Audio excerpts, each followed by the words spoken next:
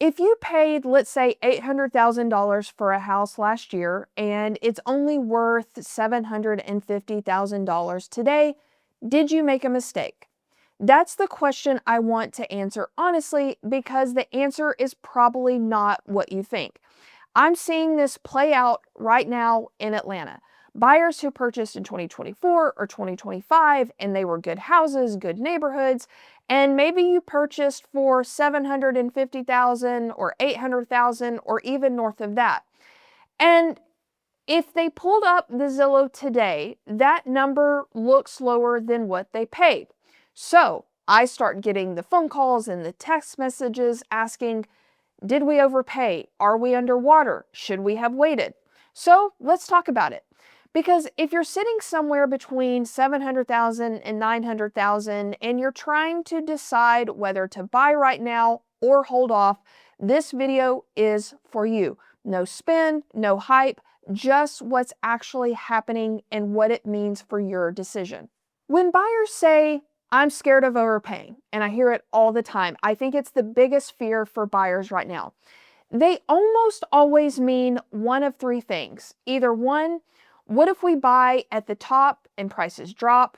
Number two, what if prices just plateau for years and our equity goes nowhere? Number three, what if we pay $850,000 for someone else's bad renovation?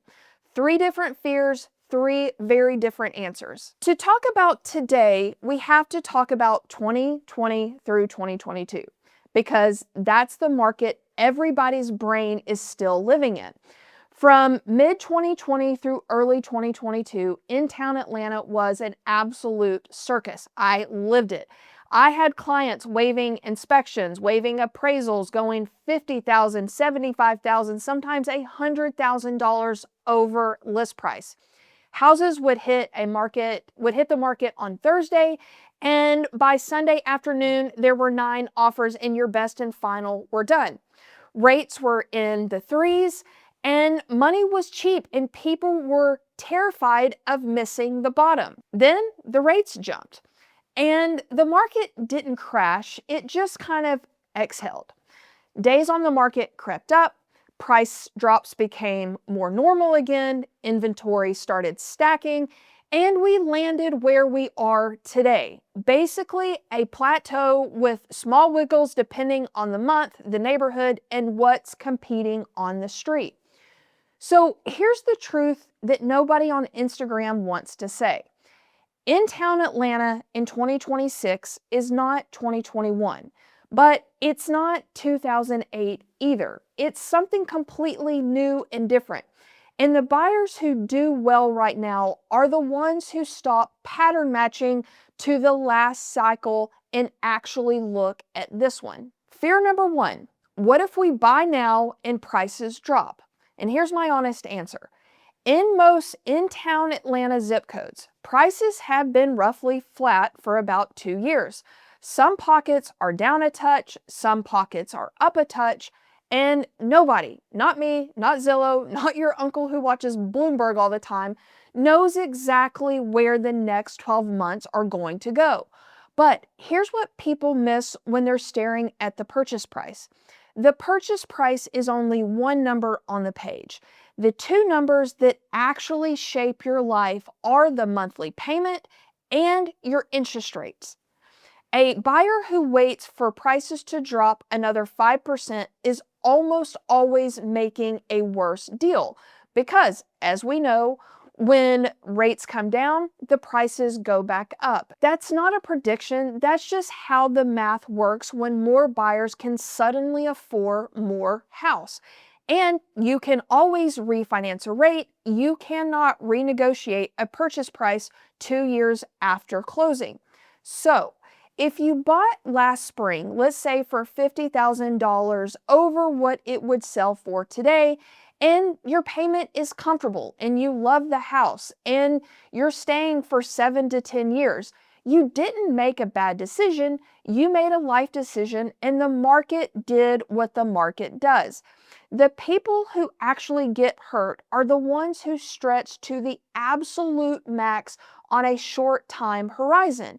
not the ones who bought in their budget and stayed put. Fear number 2, what if Atlanta just sits at this price level for the next 5 years? It might. And here's the thing, that's actually fine as long as you understand what you're buying. I had clients last fall, and I remember them asking me exactly this question over coffee before we wrote an offer.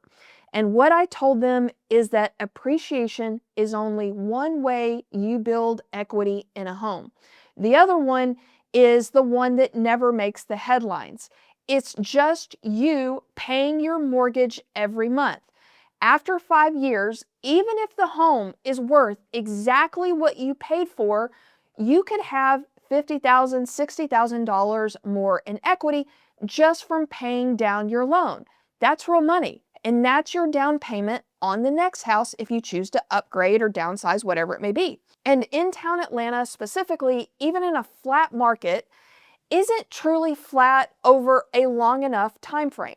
School districts get strong, restaurants open, the beltline keeps growing, the land inside the perimeter is finite. People keep moving here from cities that cost twice as much, and that's the long arc. If you are buying for 5+ years, a plateau is really a non-issue. If you're buying for 2 years and maybe your job isn't stable and you don't know where you're going to be in 3 years, to be honest with you, you should probably just keep renting. Fear number 3, what if we overpay for someone else's renovation? This is the one I see most in our price range. The flipped bungalow with the painted brick and the new quartz countertops and the updated kitchen and bathrooms, the fully renovated 1940s home that looks absolutely incredible at the showing. Here's how to protect yourself. First, use your due diligence, so your inspection time, like it's a job. In Georgia, you have a set window to inspect anything and everything that you possibly want to have looked at. And you want to actually walk the property with someone who knows what they're looking at. I just went out with buyers recently. Beautiful home, great neighborhood. They absolutely loved it.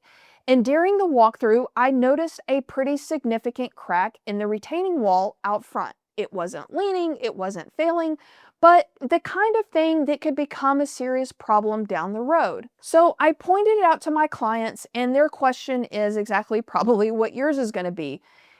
Could it be covered by a home warranty? No.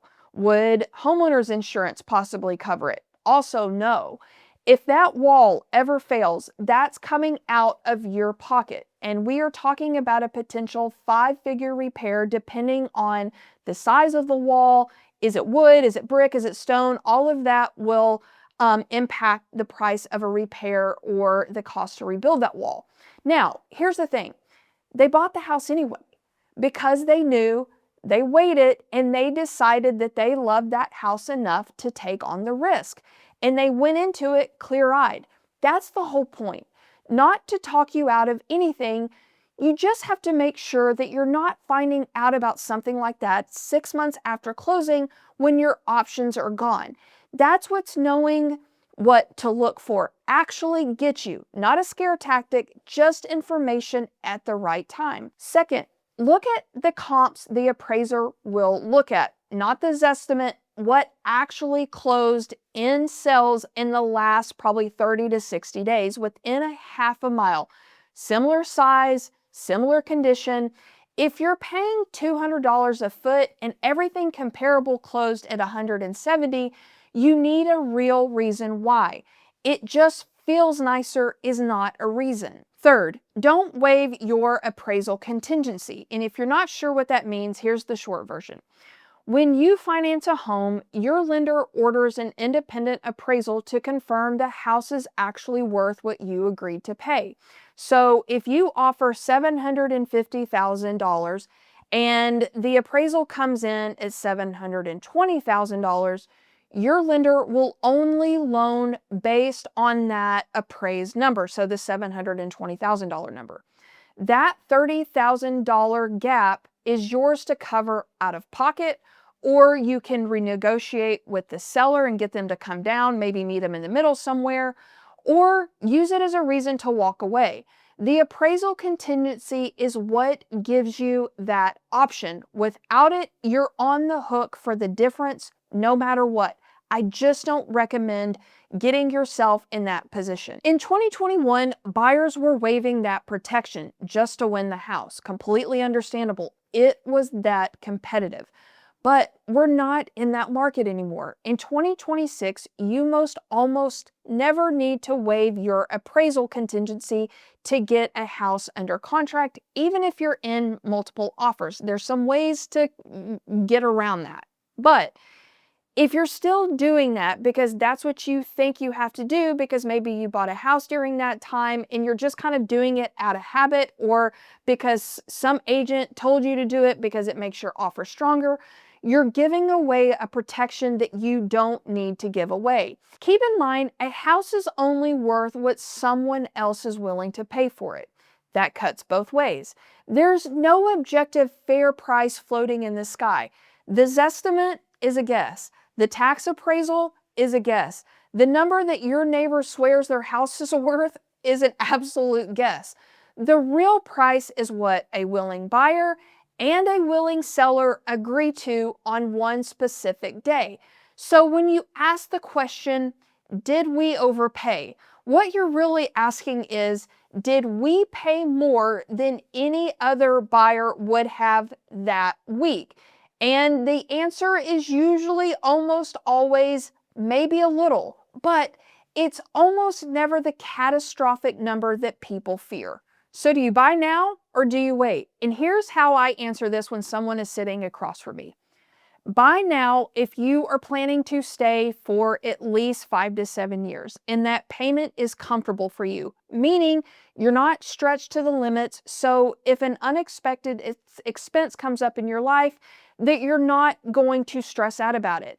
And if you found a house in a neighborhood that you actually want to live in and a house that you love, but here's the thing, don't compromise on the location, don't compromise on the house, because if you do, I promise you that you are going to regret it in 18 months.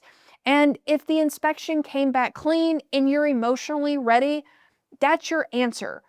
Wait if you're not sure that you'll stay in the home for more than a couple of years. If you would have to skip the inspection or stretch the payment to compete, you don't love the house, or you're just tired of looking, that's the recipe for regret. Or maybe your job situation isn't stable. Maybe there's a promotion, or maybe there's a chance that your job will move you to another state in 2 or 3 years. If those things, if that checked any of your boxes, honestly, I would recommend just wait until some of that stuff gets a little clearer for you and then get back into the market. And here's the thing I want you to walk away with. The goal isn't to time the bottom. It never was. The goal is to make a decision that still makes sense 5 years from now. A house you love in a neighborhood that holds value at a payment that you can actually live with. That's not a bad financial decision, even if the market softens next year.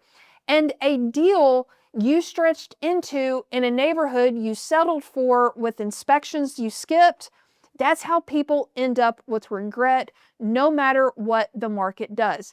If you want to have just a straight read on a specific house or a neighborhood, no pitch, no pressure, that's what I'm here for. Call or text me. The number is on the screen. Yes, that is my cell phone number. And hey, if you like this video, watch this next one where I go over the 10 biggest deal breakers. I think this would be helpful for you if you were thinking about buying. I hope to see you over there.